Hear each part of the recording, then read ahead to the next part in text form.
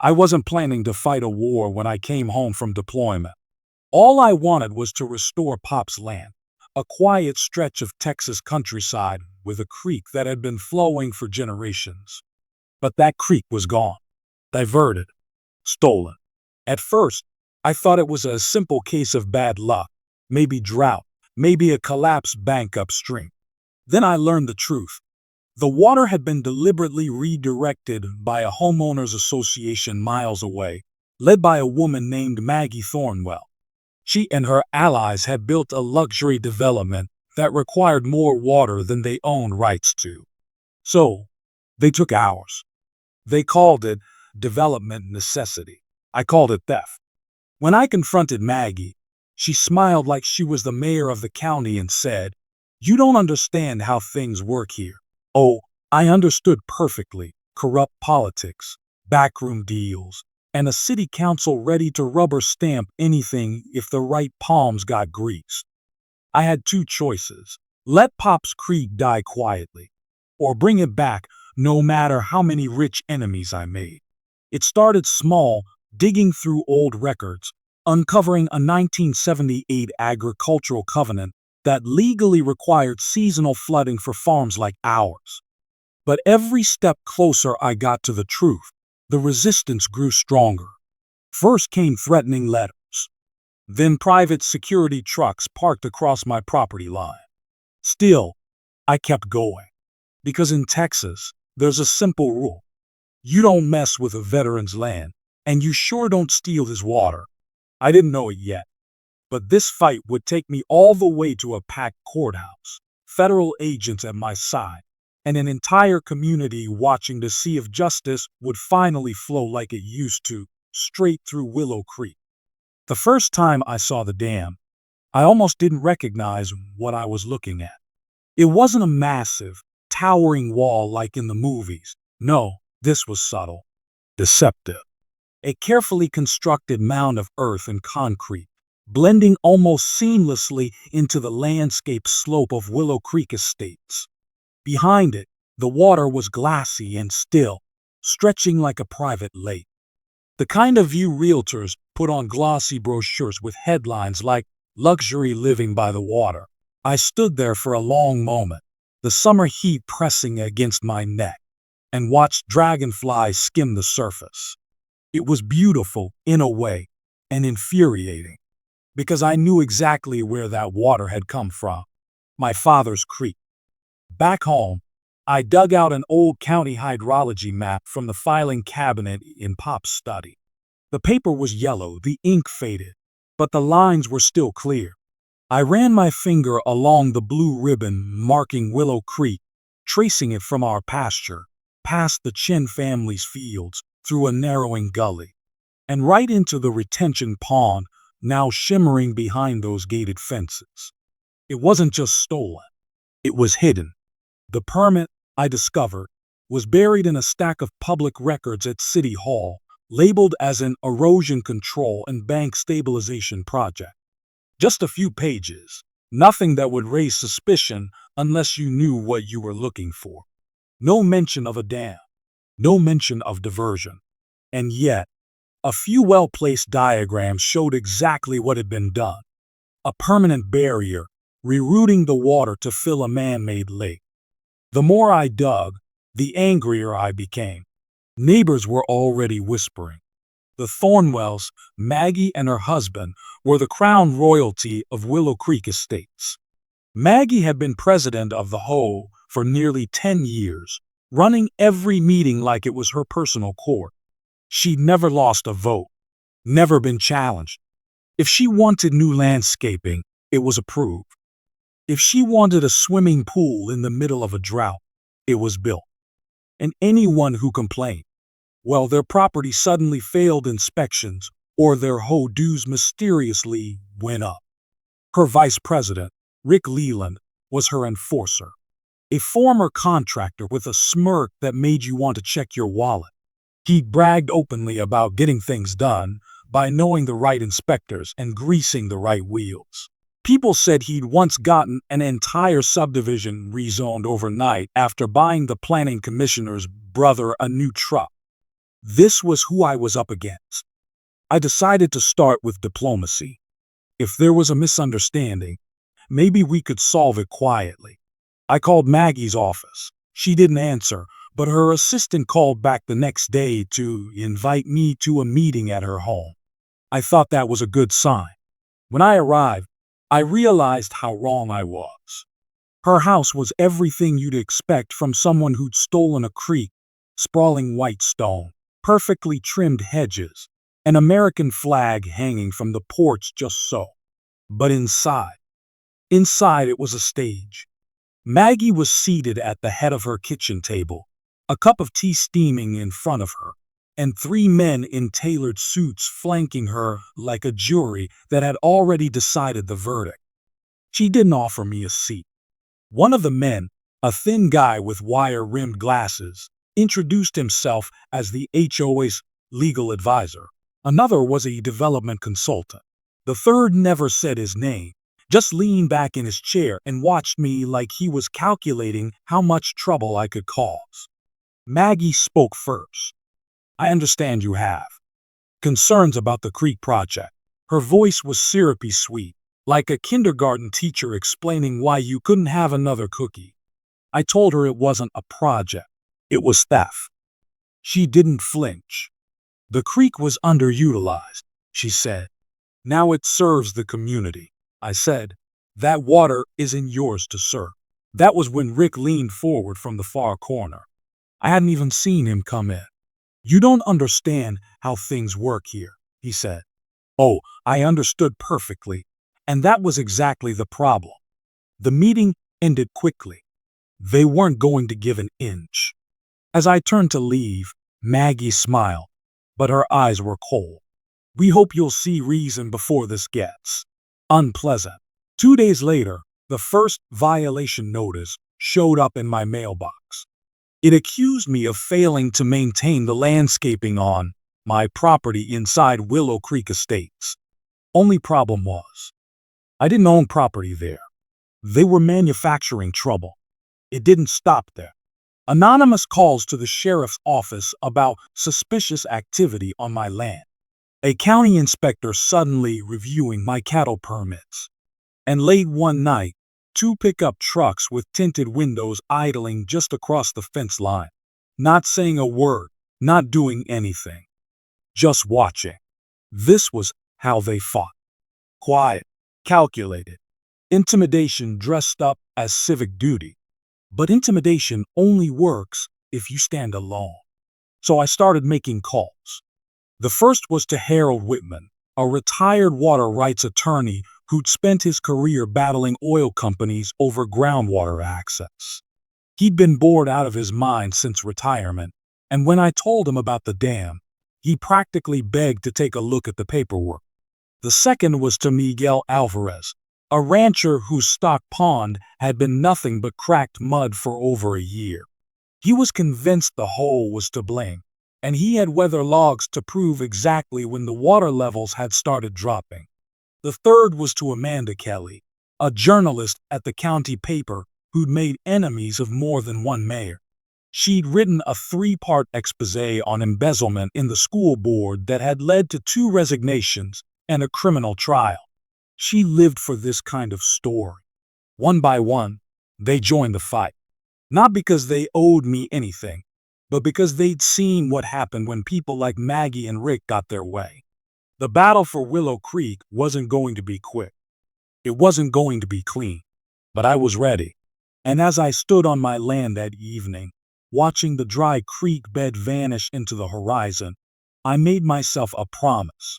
No matter how far this fight went, City Hall, the courthouse, or all the way to the state capitol, I was bringing that water home. Because in Texas, there's a rule older than any HOA bylaw. You don't take a man's land. And you sure as hell don't take his water. The fight didn't start in a courtroom. It started in a cramped, dimly lit back room of the Willow County Gazette, the kind of place where dust floated in slow motion through the air, and every drawer smelled faintly of old ink. Amanda Kelly was already there when I arrived, her short blonde hair tucked behind her ears, coffee in one hand, notepad in the other. She was the kind of reporter who could make a senator sweat just by asking one too many follow-up questions. Beside her sat Harold Bennett, leaning over the table like a general studying a battle map. He was a retired water rights attorney, slow-moving, deep voice, and in no hurry to speak until he had something worth saying. Miguel had come too, his tan work shirt still stained from the morning's chores. He dropped his weather log books onto the table with a heavy thump. I spread out the photographs I'd taken.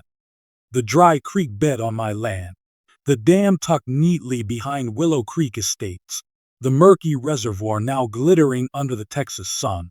Miguel slid his rainfall logs across, months of data that didn't lie. Harold tapped a thick finger on one photo and said in his gravelly voice, "They took your water here, and that's your smoking gun." Outside, the August heat shimmered off the street, but inside, we began to plot the first strike. We couldn't just accuse the HOA outright, not yet. Maggie had been in power too long, her roots too deep. If we came out swinging without undeniable proof, she'd have the council, the sheriff, and half the town calling us troublemakers before sundown. No, our move had to be quiet, almost invisible at first. Amanda's part was simple on the surface. Write a human interest story about local ranchers enduring the worst drought in decades. No names, no accusations, just the facts, and just enough imagery to make readers picture the cracked mud, the dying grass, the empty troughs. We knew people would connect the dots. Harold would prepare a water rights petition, time to drop after Amanda's story stirred public sympathy. The petition wouldn't name names either, but it would call for a county review of every water diversion permit in the last 5 years. We knew whose paperwork would be sitting in that pile. Miguel would work the back channels, talking to every rancher, farmer, and neighbor whose well had run dry in the last 2 summers. We didn't need them to march into the courthouse just yet. We just needed them angry. The article hit newsstands on a Tuesday morning. By 9 a.m., every booth at Clark's Diner had a copy of the Gazette lying between coffee mugs and plates of bacon. Amanda had done it perfectly. No mention of Maggie, no mention of the hoe, but the description of a once thriving creek now reduced to a ribbon of cracked clay was unmistakable. By lunch, the speculation had begun. I was standing in line for coffee when I overheard a farmer mutter, "That's gotta be about Willow Creek." Another voice replied, "Heard that HOA's been up to all kinds of shenanigans." No official statement came from Maggie. That wasn't her style. But she didn't need to speak. That afternoon, Rick's black F-250 was parked across from my front gate again. Engine off, windows tinted so dark I couldn't see his face. Just watching. It was a message. We'd rattled the cage. 2 nights later, just after sundown, there was a knock on my door. Not the sharp, impatient rap of a bill collector or a cop, a single, firm knock. When I opened it, a man in his 60s stood on the porch. His skin was weathered, his hair cut short, his eyes sharp and restless. "Name's Paul Leary," he said. "You don't know me, but I used to be the old treasurer, back when Maggie first took over." He glanced over his shoulder before stepping inside. In his hands was a dusty cardboard box. "I heard what you've been stirring up," he said, setting the box on my kitchen table. "Figured you should see this before it disappears." I pulled back the flaps. Inside were binders, manila folders, and loose receipts, years of HOA records. Some were typed meeting minutes. Others were scrawled in quick, angry handwriting. At the very bottom, under a stack of old water bills, was a single document that made my chest tighten. A contract for water feature construction, dated 2 months before the permit was even filed. I looked at Paul. "You realize what this means," he nodded. "It means Maggie's been lying to the county from day one. And it means you're not crazy." That night, I called Amanda. She answered on the first ring. When I told her what Paul had brought, her voice dropped to a whisper. Lock it up. Don't let it out of your sight. If Maggie catches wind, she'll bury us all. I hung up and stared at the box on my table. It wasn't just paper. It was ammunition. For months, it had been my word against Maggie's. My photographs, Miguel's logs, Harold's legal theory, they were all pieces of a puzzle. But now, we had the missing corner. We had proof. And deep down, I knew she would find out we had it. The box of documents sat on my kitchen table like a coiled rattlesnake. I didn't dare leave it alone. That night, I dragged it into my bedroom, locked the door, and set it beside the nightstand like some strange treasure chest. Sleep didn't come easy. Every time I closed my eyes, I saw Maggie's sharp smile and heard her voice telling me I didn't understand how things worked here. By sunrise, I'd decided one thing. If we were going to strike, it had to be soon. Harold came over the next morning. He'd been in court half his life and could read a contract like other men read a grocery list. He flipped through Paul's records without saying much, only muttering under his breath when something caught his eye. Finally, he set one particular page aside and tapped it with his finger. Right here. The contract for the water feature. This alone is bad for them. But these meeting notes. He slid the scribbled pages across to me. They're worse. Look at the date. It's before the environmental review was even scheduled. They knew they were going to take more water than they had rights to. This isn't negligence. This is intent. Amanda arrived an hour later with her camera slung over her shoulder and her hair pulled back. She didn't bother with pleasantries, just took one look at the box and started snapping photos of the key documents. She was careful though. No publishing yet. This wasn't the kind of story you ran in the local paper without backup. We needed more. We needed something so solid that even Maggie's friends on the council couldn't bury it. That's when Miguel came in, dusty from the field, holding a torn piece of paper. Got this from Javier over on County Road 9, he said. It's a notice from the HOA, dated last spring. Says they're lowering water fees for all Willow Creek Estates residents because our new source ensures stability for years to come. Harold read it and laughed once, a short, humorless sound. They're admitting they found a new source. The question is, will a jury believe that source is your creek? We decided on a two-pronged approach. First, Harold would file a formal complaint with the Texas Commission on Environmental Quality. That would trigger a state-level investigation. Slow, yes, but official. Second, Amanda would quietly reach out to a bigger paper in Dallas, the kind with legal teams that could shield her if Maggie came after her for defamation. And me? I would make sure the people in this county knew exactly what was happening, even if I couldn't say Maggie's name just yet. Word started to spread. At the feed store, an old rancher pulled me aside and said, "Heard you're fixing to take on the HOA." At the post office, the clerk gave me a little nod and said, "Hope you get your water back." But for every nod, there was a shadow. Rick's black truck was now parking closer, sometimes idling at the end of my driveway for an hour at a time. Once, I caught him standing beside it, smoking, just watching the house. Then, one Thursday evening, my phone buzzed with a number I didn't recognize. It was Paul. His voice was tense. "I think Maggie knows I gave you those records," he said. "Saw her car parked outside my street last night.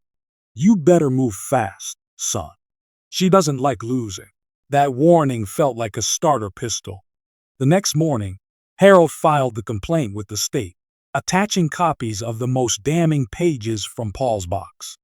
Amanda sent her files to the Dallas paper's investigative desk, with strict instructions that they not contact Maggie until we were ready. And I started reaching out to every landowner downstream from Willow Creek Estates. Some were cautious, others furious, but all of them wanted one thing: their water back. A week later, The first sign of real movement came, but not from the state or the press. It came in the form of a certified letter delivered to my door. The envelope was thick, the return address neatly typed. Thornwell, Beckett and Associates. Maggie's lawyers. Inside was a cease and desist order accusing me of making false and damaging claims about the HOA. Harold read it once, then set it down on the table. "She's rattled," he said. "If she really thought she was untouchable, she'd ignore you. This is her first bluff." We didn't back down. Instead, Harold drafted a reply demanding an explanation for the diversion and referencing the exact documents we had in our possession. It was a warning shot, telling Maggie that we weren't just talking. We had proof, and we were willing to use it. Days passed, and the tension in town thickened. At the diner, conversations hushed when I walked in. At the grocery store, people avoided eye contact.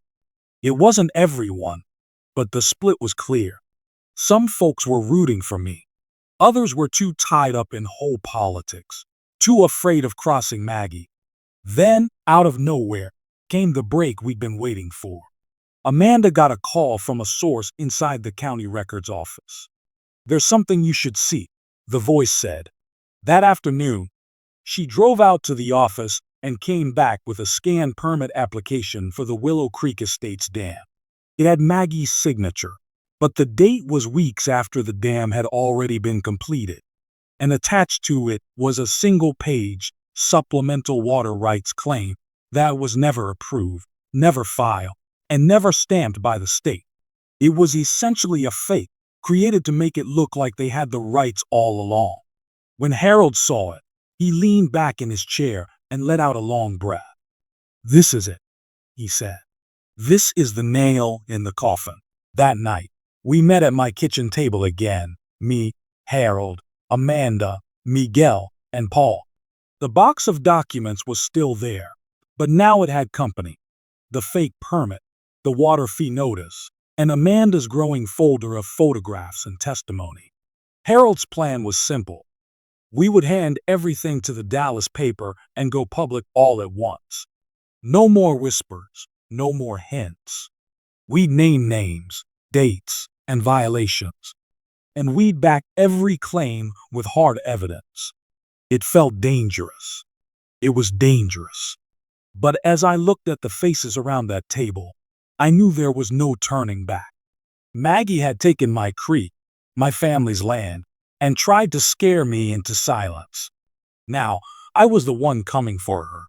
And in a few short weeks, the whole county, maybe the whole state, was going to know exactly what she had done. The story broke on a cold Tuesday morning. Amanda's article hit the Dallas paper's front page at exactly 7 a.m., complete with photographs of the dam, the creek's dry bed, and that damning permit application with Maggie's signature. The headline didn't mince words. "Local HOA accused of illegal water diversion."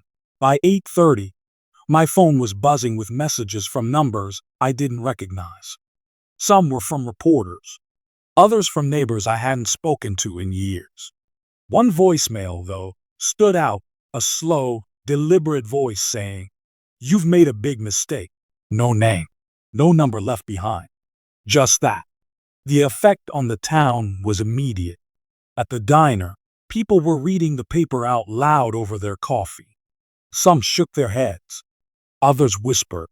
Rick's black truck was parked outside the hardware store, and when I walked past, he leaned against the hood, arms crossed, eyes following me. It was a silent warning, but it didn't matter anymore. We were past the point of intimidation. Within 2 days, the Texas Commission on Environmental Quality confirmed they were opening a formal investigation. The state's Attorney General's office issued a statement saying they were aware of the allegations and would be coordinating with local law enforcement. Maggie stayed silent, but the HOA released a statement calling the article misleading and the evidence incomplete. They didn't deny the dam. They just insisted it was within their rights. Harold told me that was a bad sign for them. If they had a legal leg to stand on, they'd be shouting the statute from the rooftops, he said. Instead, they're just muddying the water. 3 days later, we got the call.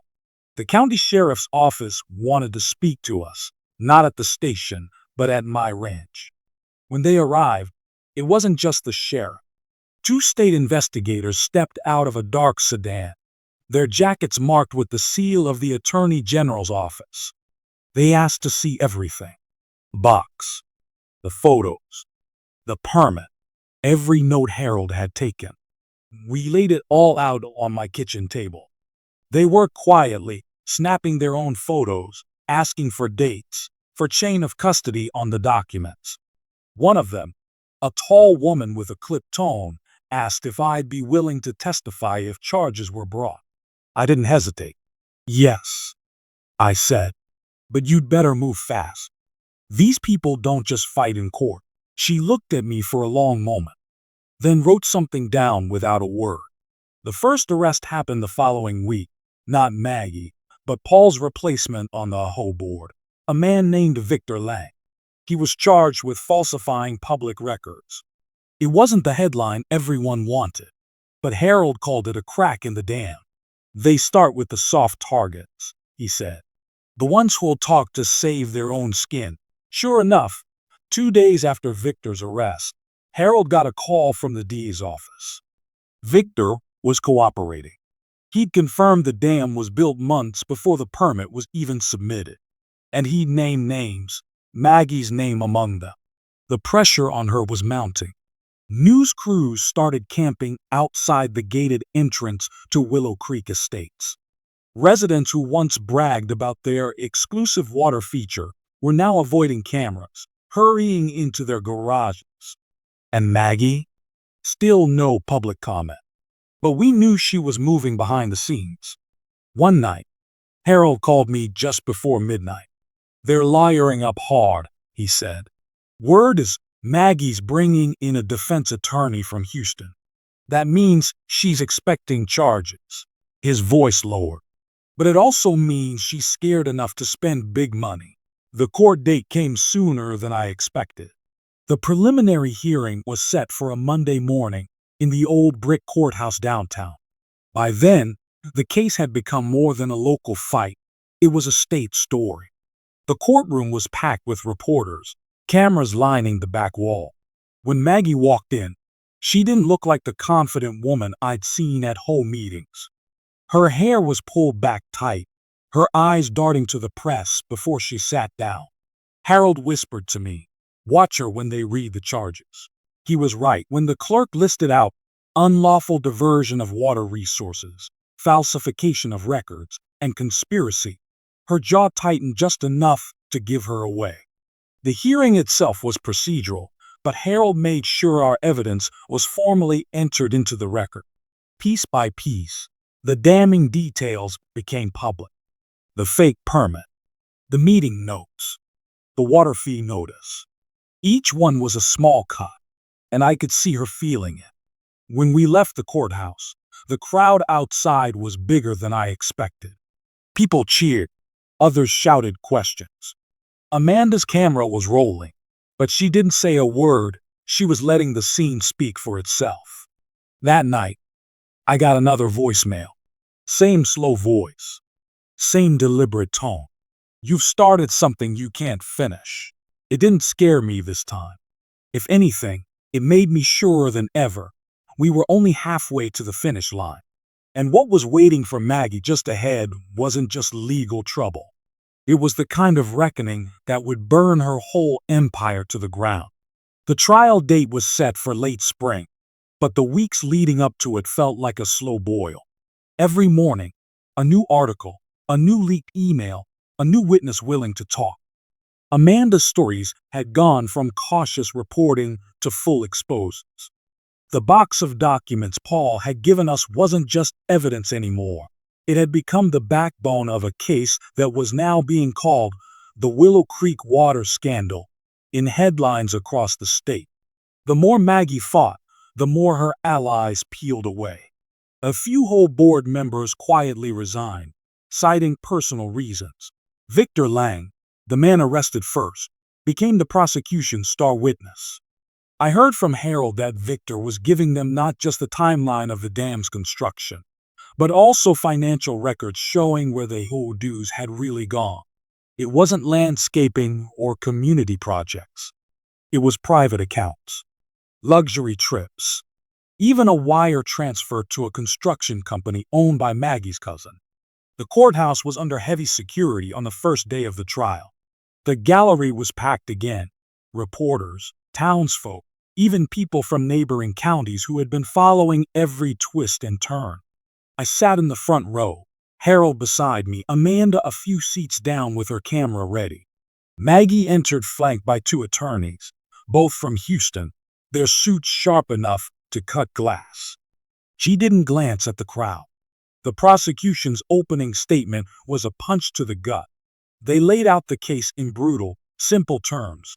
Maggie Davis and her board had knowingly diverted public water for private use, forged permits to cover their tracks, and retaliated against anyone who challenged them. Every point was backed by photographs, documents, and testimony the jury would hear in the days ahead. When it was our turn, Harold didn't bother with theatrics. He spoke plainly, telling the jury how I'd lost not just water, but the use of my land, how neighbors had been intimidated, how a small group of people had played God with something as basic as water. He let the evidence do the heavy lifting. The witness testimonies were the real turning point. Miguel took the stand first, describing the day he'd seen the dam go up and the creek's flow slow to a trickle. Then Paul Leary walked the jury through years of HOA meetings, pointing out where Maggie had corrected minutes after votes didn't go her way. Victor was the most damning, his voice steady as he described late-night calls from Maggie instructing him to lose certain paperwork or adjust dates on forms. Each time, the defense tried to chip away at credibility, but the documents matched the words too perfectly.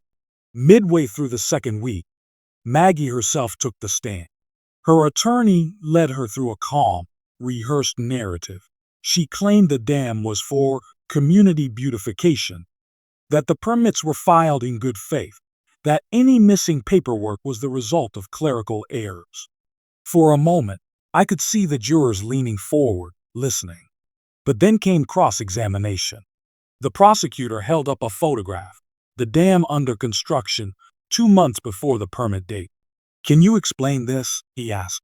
Maggie hesitated. "Too long." Then she tried to pivot, talking about the community's needs, about rising temperatures, about preserving property values. The prosecutor didn't let her off. "That's not what I asked, Ms.